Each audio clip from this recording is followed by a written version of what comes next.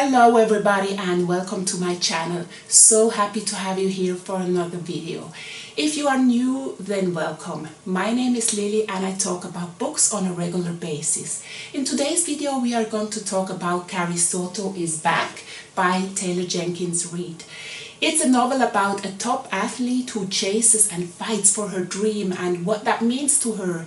It's about tennis, a lot of tennis, so be prepared because the bitch is back.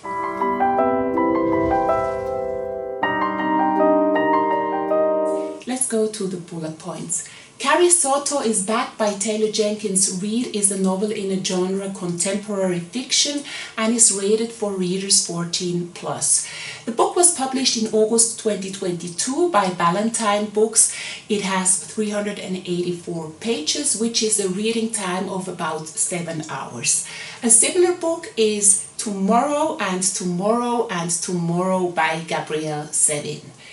This to the bullet points. In this video I won't introduce the author as I've already done that in this video, Malibu Rising. So if you want to learn all about the author Taylor Jenkins Reid, just click on that video.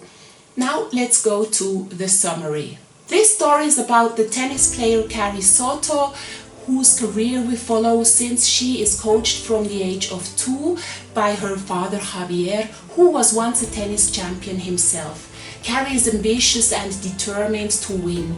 To do so, she undergoes tough training, foregoing many of the things that other children and later teenagers do. She quickly becomes one of the most successful tennis players the world has seen. On the tennis court, she quickly recognizes the weaknesses of her opponents and shows her superiority. She is not exactly squeamish about her opponents, and even after the matches, she doesn't mince words when it comes to what she thinks of them. This makes her seem cold-hearted, unapproachable, and arrogant, which doesn't exactly make her popular in the tennis industry, but also with the spectators. Although everyone recognizes her talent, no one really joins her. In the media, she gets the nickname Battle Axe. Carrie sacrifices everything for tennis, and her absolute will to succeed and to win makes her break all records, including 20 Grand Slam titles. As her victories dwindle due to the physical toll of decades of relentless training and also age, she retires from tennis. Carrie Soto is 36 years old when in the stands at the 1994 US Open, she witnesses her record being broken by a stunning player named Nicky Jan. Of course, she can't let that happen to her. 6 years after retiring, she therefore decides to make a comeback to reclaim her record. In the media, nobody believes in the Battle Axe, who, due to her age, is no longer as fast and persistent as she used to be. She even has to condescend to train with a mediocre tennis player who is also aging. It is Bo Huntley, with whom she had an affair years ago. Both have the same goal: to show the world once again what they are made of. One last victory. Will they succeed? Well, here I end the summary and come to the impression I got from this book.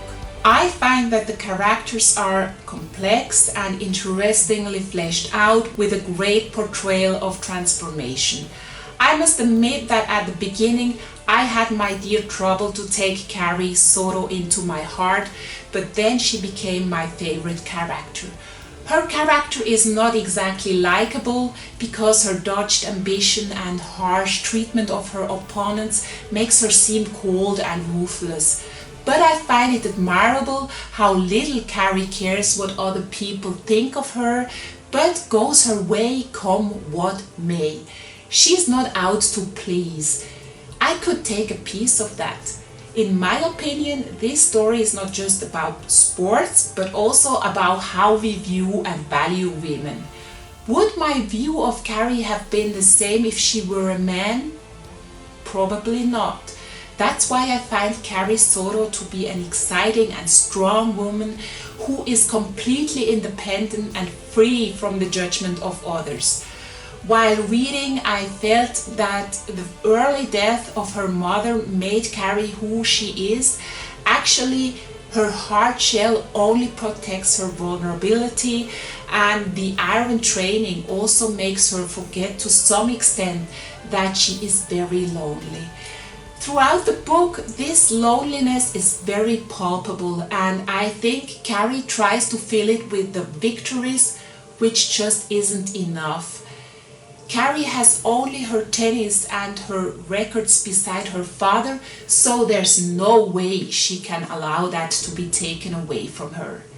Carrie's relationship with her father is not like a normal father-daughter relationship, more like a player-coach relationship. Javier uses tennis as a bond between them.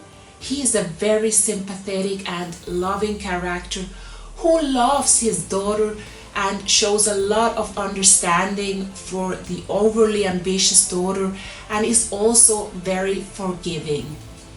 I really like the interpolations of Spanish phrases that underscore the intimate father-daughter bond.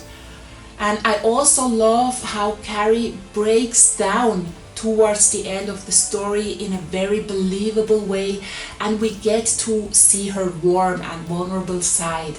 Tension is created by the short, minutely depicted matches that are engaging. Through the first-person narration, I found myself on the court with Carrie and rooting for her. Although there are a lot of scenes like this, I got a realistic glimpse into a world that is paced by training sessions. The structure of the story is split. We start in the middle and move back there in a good beat all the way from the beginning and then on to the end. The second part with the comeback is split into the 4 Grand Slam tournaments, which keeps the tension and pace building with each tournament. The chapters are also interspersed with commentary from sport presenters. Yeah, I really don't find anything bad about this book. No, nothing really comes to my mind right now. I also really like the ending of the story. In professional sports, it's all about winning, but in life, it's not always about that. As Carrie learns, you can lose and still win. With that, I'm done with my impression and would like to go to the conclusion. Carrie Soto is Back is a grand slam for all readers, even if they don't know anything about tennis. It's a real page-turner and I devoured the book in no time. It's a story about a strong woman and athlete who will not settle for second place. Someone who is willing to go the extra mile and show us what it means to be persevere. The author has a great writing style and makes the character of Carrie Soto so real that the novel could smoothly pass as a biography. I think this book is well worth reading, and I will definitely be reading more books by Taylor Jenkins Reid. I wish for a sequel and give it a 4.5 out of 5 stars. With that, we're at the end again. Thank you so much for watching. I really appreciate it. I wish you all the best until the next time. Bye.